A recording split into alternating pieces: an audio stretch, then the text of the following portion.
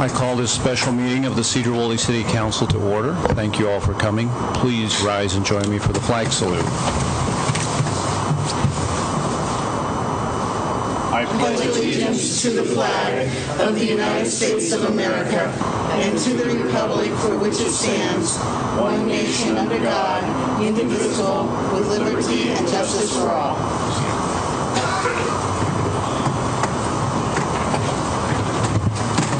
Cheryl, will you call the roll, please?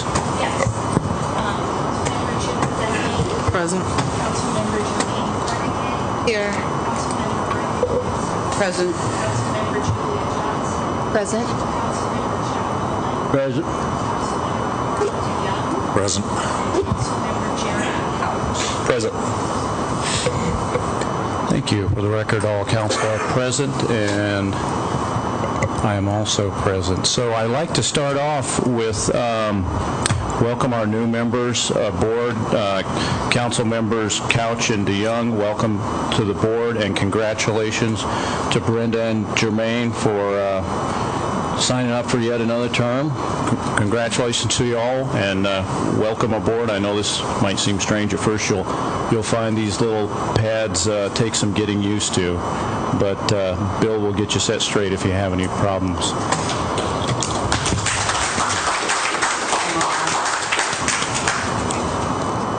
So the reason this meeting was called tonight, you probably all have heard by now that I was fortunate enough to be selected as the 39th Legislative District's new senator. I'm very proud of that, and I'm very appreciative. I see a couple of our county commissioners here tonight, Commissioner Wiesen and Commissioner Janicki. Thank you for your support.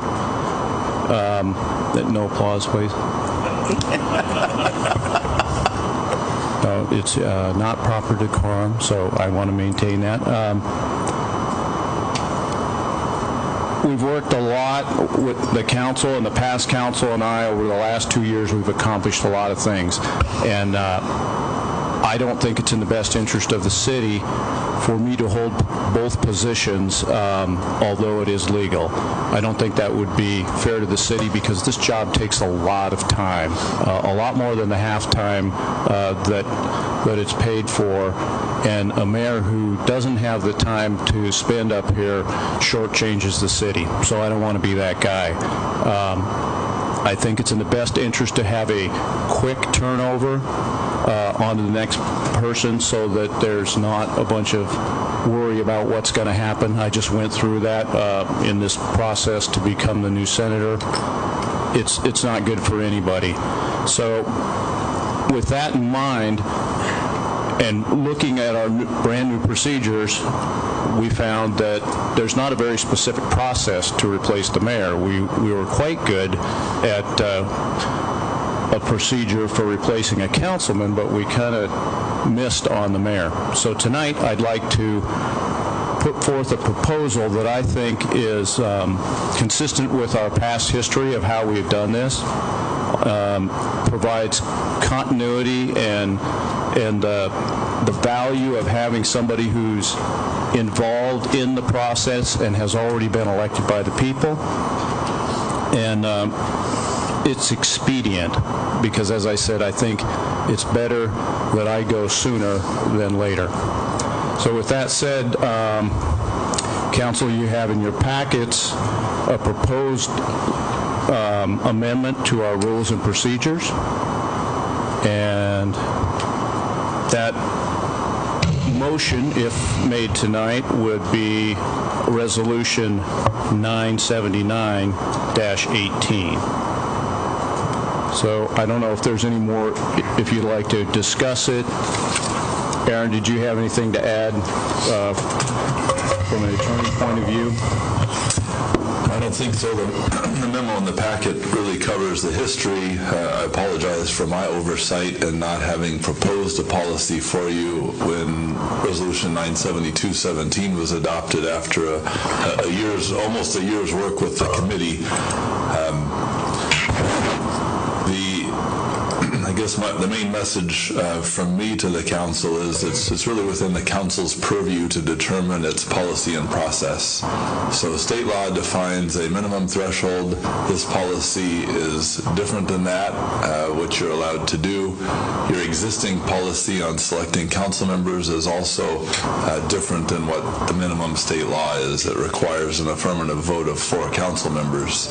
So that's just an example of one limitation that the council's put upon itself, as well as ultimately working down a nomination process, the whole multiple round voting, and the ability to break a tie. So, this process is, it's up to the council to decide the process, and it's up to the council to decide replacements and vacancies of the mayor or council, so long as you do it within 90 days of the vacancy.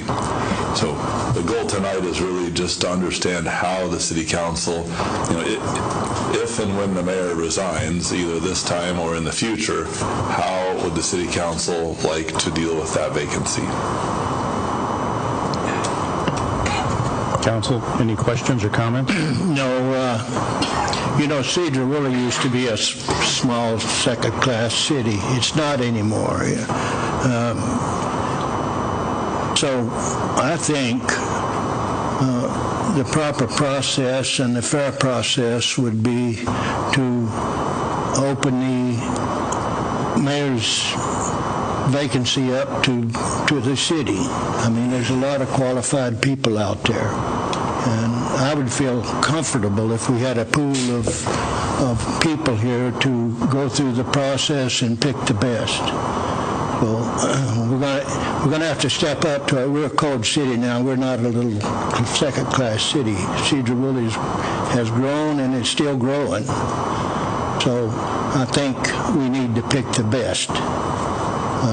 We got the mayor here, and I think he was elected through the process, and I think we got a good man.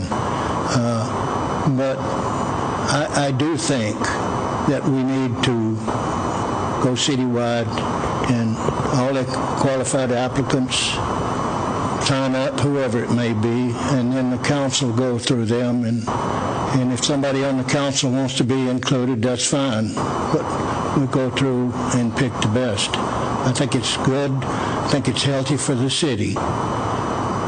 That's all I have to say. Anyone else?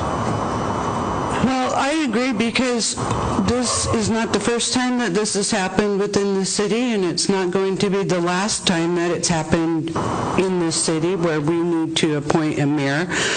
And I feel that the council is really limiting themselves.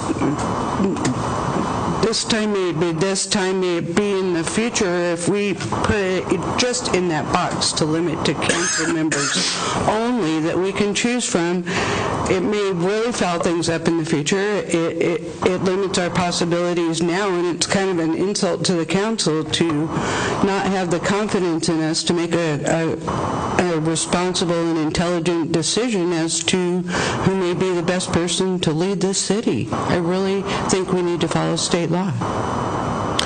I think the voters have spoken, and they've placed the council in the positions that we're in by a vote of the people. And I think it's foolish of us to not first look at the group of people who were elected by the citizens of this community, because there is a sense of trust, and they believe in us to be able to carry out our duties. And I hear personal opinion, but I haven't heard a good reason why we would not want to look at our council and look at the people that have been put in office by our citizens. I think in order to keep our city moving, we would benefit from putting someone in the mayor's office that understands the operations of the city, is aware of projects and what the council's working on, the status of current city business, and frankly, to keep us from playing a catch-up game. I think that you're always going to be able to find a qualified candidate out of the 7-person council.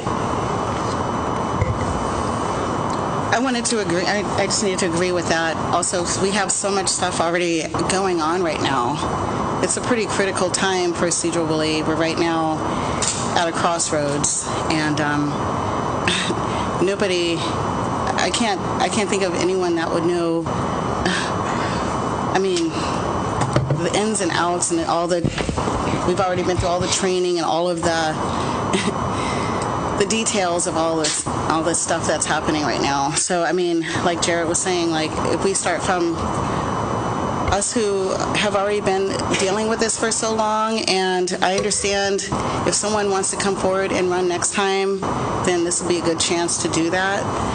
But as far as, like, right now, it's like, it's an immediate thing, and somebody needs to be already rolling with this. Aaron, I have one question on the policy, if you'll take it. Under, I guess it would be, well, the second page under number 2, is there any provision that allows us for, if we find ourselves in a position where we're, extended period of time from our next meeting, do I understand this correctly, that we can call a special meeting or hold a special meeting prior to the next scheduled, or am I reading? You're looking under 2, the section that begins with special meeting? Correct. Well, as this is drafted, this would occur at the next regular meeting of the council. Okay. We could certainly add a provision to in this particular case, assuming the mayor resigned between now and next Wednesday, it would be next Wednesday. We could also, just listening to, I can't remember who, I think it might have been you, Councilman Couch, you could also add a provision that said something like, if none of the sitting council members are interested, then we would follow the process that we've already got adopted for replacing a council vacancy. So, you would not, under hearing what you said, you're not closing the door to that possibility if, in fact, you don't have any council members who want to step up to the plate.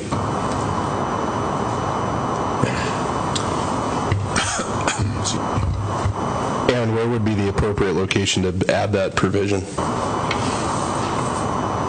I think under paragraph 1, this currently reads, the city council will appoint a new mayor from among the members of the city council. We could say the city council will appoint a new mayor first from among the members of the city council, and if no members of the city council are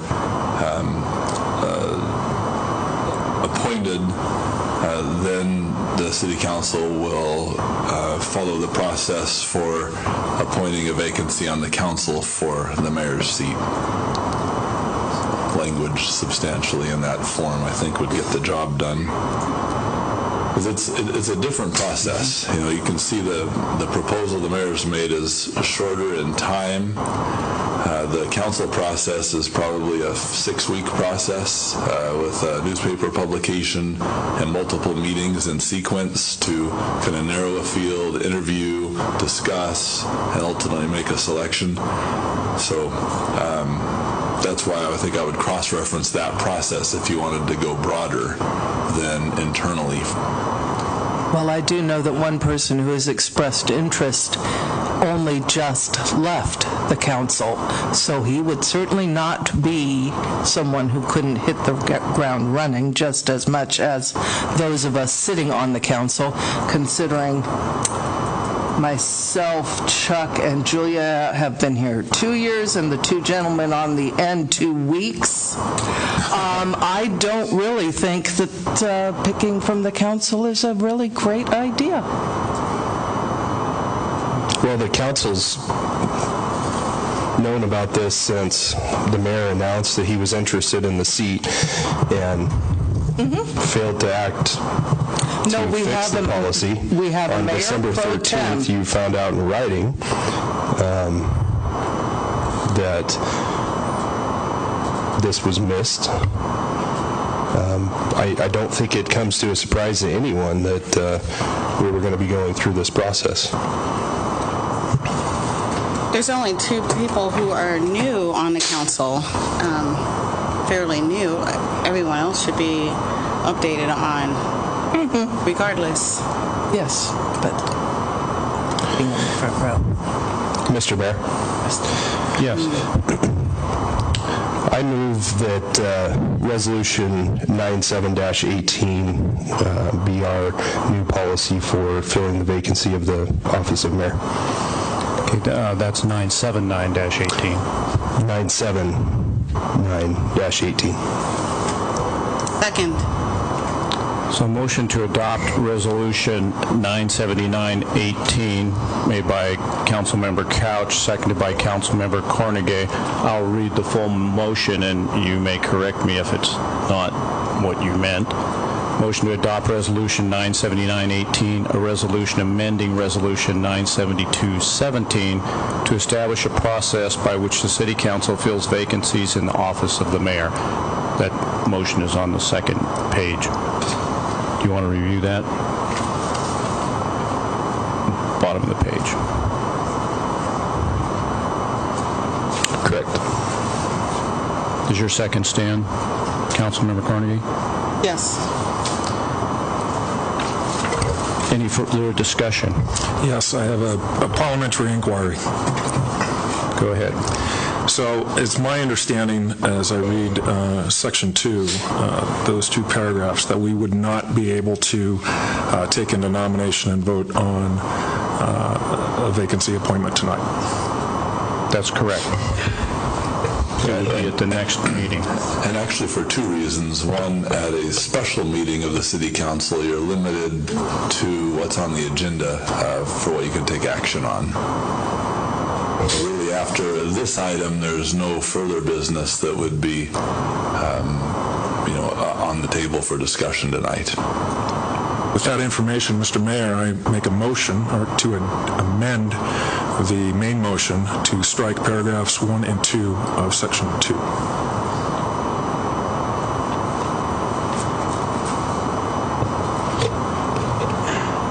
So what will the effect of that be? We could make the choice tonight and have continuity in governance. Well, there's no vacancy as of this moment, so I think that your amendment is out of order. Yeah. Thank you, Mr. Mayor. Would you like to make a step? No. Is there any further discussion? All in favor, say aye. Aye. Opposed, say nay. Nay. I think we should have a hand count. So, all in favor, raise your hand, please. Cheryl, can you take the count? It's the majority. And the motion passes. Thank you.